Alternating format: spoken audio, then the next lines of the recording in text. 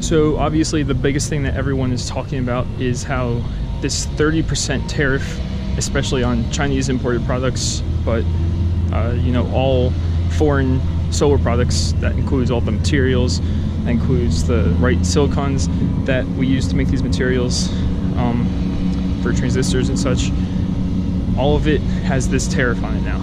I just don't agree that it's the appropriate move to take right now, especially coming from an environmentalist point of view, especially coming from someone who I do use solar products. I use 6 solar panels, and I have storage to store the power for that. So it's kind of a slap in the face to everyone who has wanted to go solar but couldn't afford it, and now we might see an increase in the prices of solar. That's probably the most worrying thing for companies and for proponents of solar power. With this tariff, the prices are going to go up. American companies and suppliers are not going to be buying as many panels and as many materials as they used to be, because this American manufacturing is supposedly what made this decision happen. And you have to kind of realize also 5% of the world's silicon is produced in the United States. 60% of the world's silicon is produced in China. There's an obvious reason why electronics, silicon is a huge part of electronics in phones, computers, cameras. If you own an electronic device, it has silicon in it. So the fact that America produces 5% of the world's silicon, which is roughly around 410,000 metric tons. Now, that's not much of a random number. It's just that a lot of the silicon that we produce can't actually be used in solar panels. There's a fair amount that can be, but a lot of it just isn't the right type.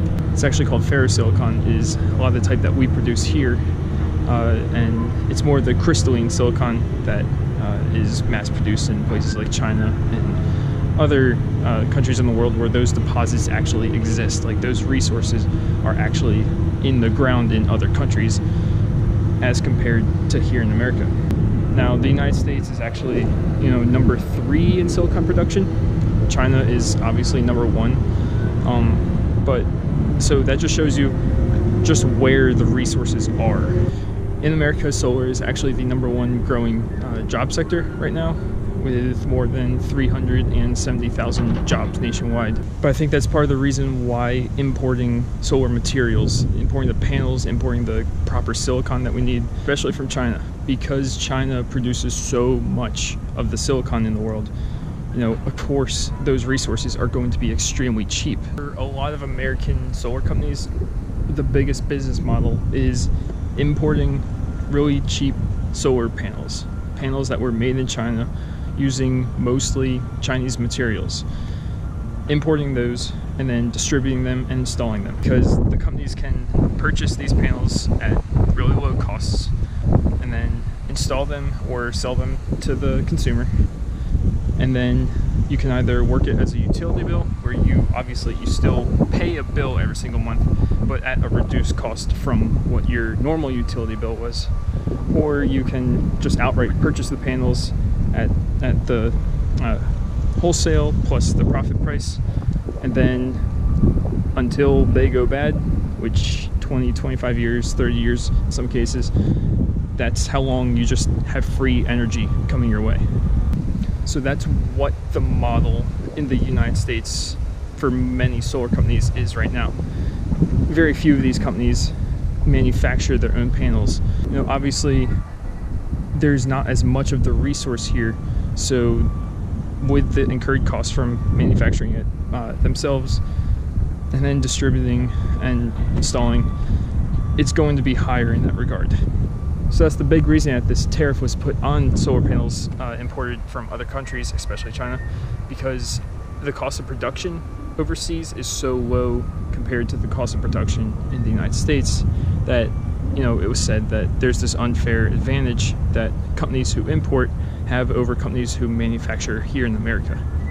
That's the other thing about this too, is that there are a lot of American solar companies who do heavily rely on importing solar panels. and they don't have very large manufacturing bases, or they don't do any manufacturing at all. So what this is also doing is not only will it be increasing the price of solar as it's coming into the country and then raising the prices that you would be paying for your utility bill, or if you outright buy it, it'll be even more expensive. But now these companies have to go and develop manufacturing bases of their own in the country, because remember, it's not just the solar panels, it's not just the solar cells that are being that have this tariff on them. There's also any resources associated with those are also being basically taxed. Like any resources that we have to get, any of the silicon, any of the metals, they all are being they have this tariff on them. So that's just going to take more money and more time to get things set up for these individual companies who don't already have these operating manufacturing bases. It's going to slow down their progress, make it more expensive for them to import the resources and materials that they need in order to build solar panels. And so the companies who already are in the game in the United States, the companies who are already manufacturing and producing solar panels, are going to have that edge. And that's not necessarily a bad thing. It's just that this is being used as a sort of political prop to slow it down.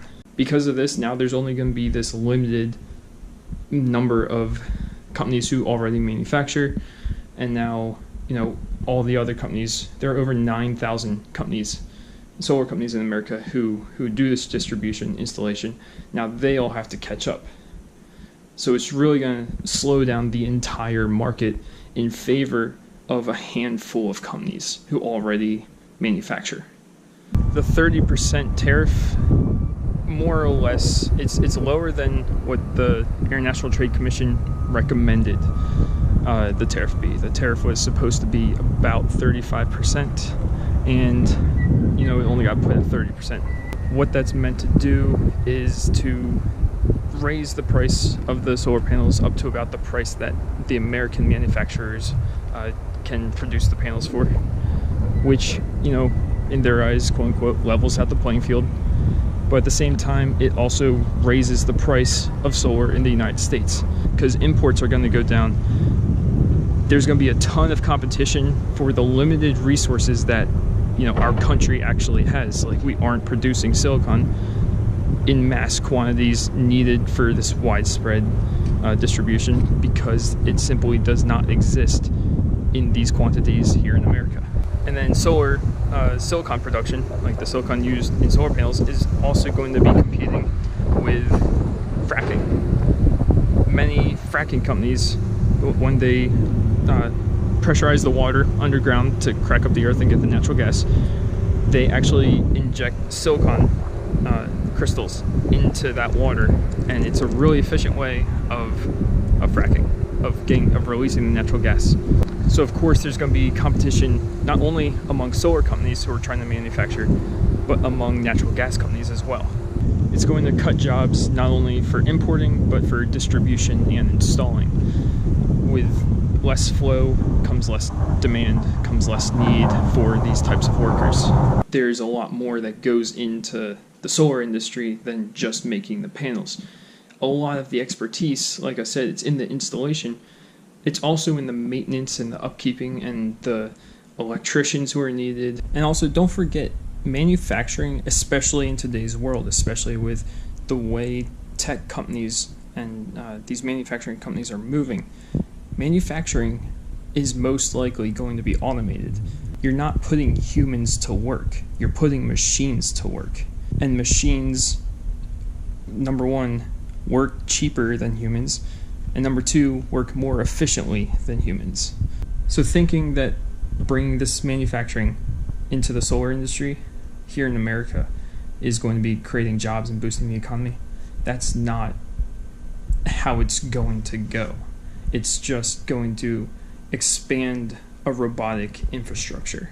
People are seeing the effects in their everyday lives.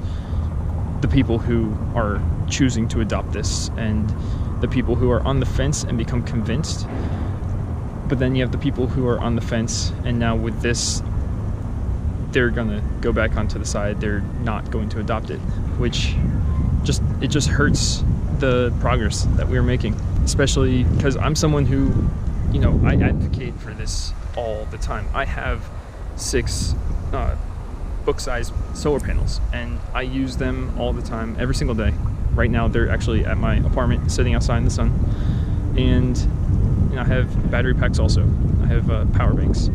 I can collect about 2 weeks of energy in one day, and the storage aspect of solar power and renewable energy is going to be where the biggest growth in this technology comes from. So basically now, I just want to hear what you guys think about this. I want to have a discussion about this.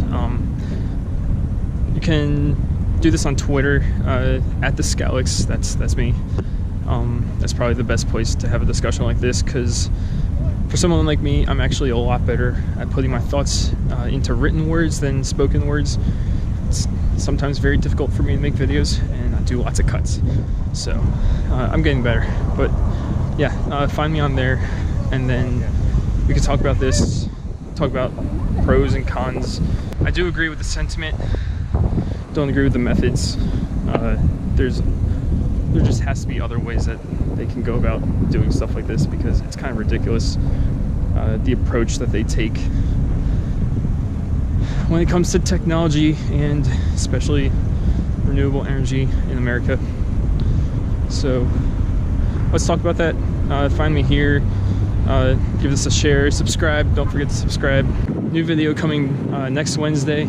I have like 3 different things I'm still choosing between, but it will be coming out on time. And remember, 100% of my video productions are done, of course, with solar power.